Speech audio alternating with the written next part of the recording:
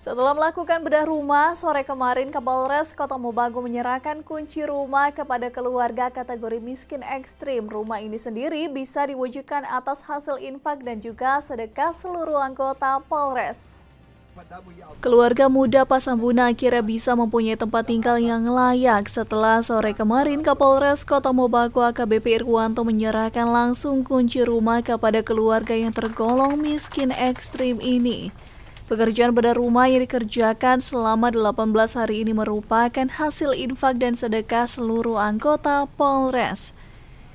Bisanya keluarga kurang mampu ini menempati rumah mereka juga tidak lepas dari kepedulian pemilik lahan yang mengizinkan lahannya ditempati. Tentunya harapan kami dari Polres Kota Mobagu semoga penghuni rumah ini nantinya bisa sakinah mawaddah warahmah dan tentunya rumah ini bisa menjadi tempat beribadah dan bisa menjadi tempat membina rumah tangga yang harmonis dan bermanfaat bagi masyarakat sekitarnya juga. Karena melihat kehidupan daripada masyarakat yang ada di sini yang memang sudah tidak menentu, sehingga itu saya panggil bikin dulu di sini rumah biar cuma sebuah. Ada hubungan keluarga, Pak? Oh, tidak ada. Seberapa lama Pak Dora menempati lahan? Dekati 5 tahun ya.